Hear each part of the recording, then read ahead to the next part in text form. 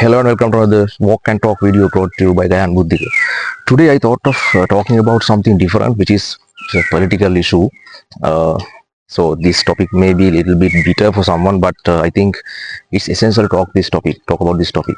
This topic is, that this NPP government came to power about 1.5 years ago, having given a lot of election pledges on the stage. They gave various pledges, right? So, for example, catching thieves, catching those who are engaged in smugglings and corruptions, that means thieves, okay, bringing the hidden money in Uganda to Sri Lanka back, right, or establishing law and order, developing the country, and lowering the taxes on food and other essential items to zero, like that, various etc, right? Various election pledges were given. So people put faith on them, people believed them and gave power.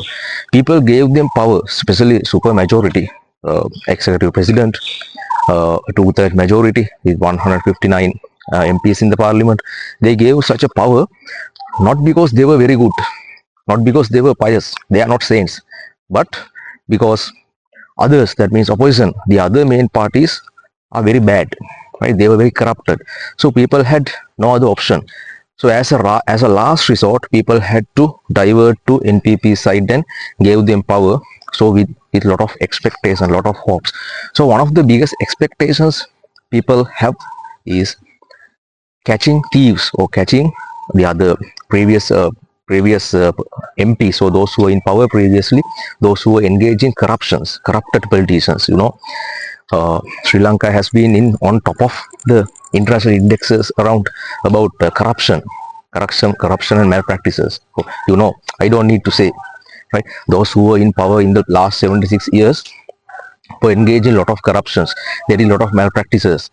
They theft public money, people's money, and as a result of that, the country was announced bankrupt, and at the moment also the country is running on IMF loan money. However, thankful to NPP government, now the country is a little bit stable, country is being stabilized, not fully stable. And the other most important thing is Anukumar Sanayaka's management is very good, right? I think we can rely upon him. It seems that he is not as corrupted as others. I think his corruption level is around zero, right? That's why not only people, other international organizations, other countries, international leaders, they all have put faith on him. It's a different matter, right? So let's come back to the topic. So yesterday or day before yesterday, I saw MP Namal Rajapaksa, nationalist MP Namal Rajapaksa was talking in the parliament like a lion. He was roaring. He said he threatened the president, Anukumar Sanayaka president was not at the parliament at that moment, but he threatened other MPs and he asked other MPs to convey the message to Anukumar Sanayaka, whatever they do, how much ever power they have, how much power NPP government has, they will not, this government, to theft public money, or they will never allow this government to put those corruptions and other scams under carpet. Scams means, recently one of the very commonly talked topic was that call scam, and about 2-3 weeks ago another hacking incident in the finance ministry, of another hacking incident of another public money, 2.5 million US dollars came out. It was revealed, and these days it has become the talk of the country. Okay, so based on these two scams, we can't say scams, still they are being investigated. So based on these two incidents, call incident and this 2.5 million US dollar incident, now opposition, they have started pointing their finger directly at the government. They say this government must be held responsible. Anukumar Sanayaka and his government stole public money, so they should be brought to books, right? They should resign. So if their government, if the SJB government comes to power, they will definitely bring Anukumar and his colleagues to books before the law, and they will be punished, something like that. So now we know that these opposition party have a lot of powerful media, mass media, of them, right? Mass media that go boutique to them, like I'm not going to mention their names. So using those mass media and social media, they have started a huge mudslinging campaign against the government based on these two incidents, and that's how they have become lions in the parliament, right? The sensitive thing, or the thing that we should pay our attention is, people gave power to NPP government, NPP party, that people thought that NPP party or Anukumar Sanayaka's party is not like other parties. They were not friends, they were not colleagues. Their hands are clean. They are free of corruption. That's why they were given power, right? If now, whether it be Namal Rajapaksa, Sajith Premadas, or whoever the opposition MP talks like this, or opposition MPs highly criticize the government about their corruptions in public, what happens is, people in their minds start to believe that we gave them power with the expectation of corruption-free government. But we can see, but what they are doing is, they are also engaging corruptions. Therefore, there's no difference between NPP and the other parties. They are also same. That's why once Ranjan Ramanayak said, they all are friends, brother. They all are friends. So people start to think, there's no difference in NPP government. Even though they said they have clean hands, their hands are not clean. They are also corrupted. So they are also in the Namal Rajapaksa Sajith Premadasa's camp. People start to think it's very natural. It's a very natural thing. It's a very natural psychological thing. So if things like this is, whether it be a small scam or big scam, if things like this continue to happen like this, people's faith on this government will drastically go down, will drastically vanish. And as a result of that, in the next election, people will definitely give a fitting reply, a very good reply to this government. That is what happened to the other parties, right?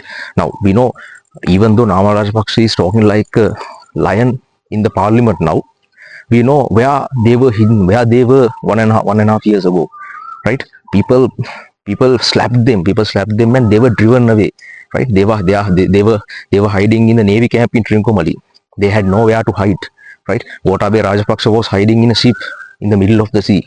So those who were hiding those days now have come out of these tents, and they are talking like lions. So they have been able to talk like this mainly because of the weaknesses of this government. This government is slow. We can see most of their projects, the way they work, especially when it comes to taking legal actions against corruptions, is a little bit slow. That process is a little bit slow, right? But people don't expect such a slow process. People want quick results. Okay, that's why people gave them power. So if they, now it has been 1.5 years since this government came to power. If they had taken actions, or legal actions against those corruption politicians about 10 months ago, right, they would not have been able to talk like this, right? Now we can see, with the passage of time, the popularity of the government is slowly going down, mainly because of those call scam and $2.5 million incident. We can see in the recent past, the government's popularity drastically went down. So it has given a good chance to those corrupted opposition MPs to talk like lions. That's why they are talking like this. That's why I said, if the government had taken action soon after they came to power, these people would have been able to talk like this. They would have been rotting behind bars in the jail. But now I think it's late. They can say that already it has been 1.5 years, another 3.5 years are there. But time passes, right? In the next 1.5 or 2 years, another election comes. Most probably it will be a provincial council election. If the government, if the police, if those corrupted politicians are arrested, then legal actions are taken around 1.5 or 2 years, they can come before the media and say, they are taking revenge. This is political revenge, right? We are talking against the government. We are revealing government's corruption, right? This government is corrupted. So when the election is nearing, they arrested us, right? They arrested us, and they are taking revenge. This is political revenge, right? If they say so, in the next coming election, people will vote them. That's the nature of this politics. That's the nature of the election voters. Therefore, the way this government is working is a little bit slow. It can bring very bad and very bitter results to the government. Therefore, it's of paramount importance to the government, CID, police, and other law enforcement authorities to take quick actions, to do quick investigations, and bring those corrupted politicians to books and take legal actions. Otherwise, the way this government is working will definitely create those politicians a way to come to power in the next election. If it happens so, uh, our expectations, that the expectations we had 1.5 years will definitely go in vain. We cannot let it happen.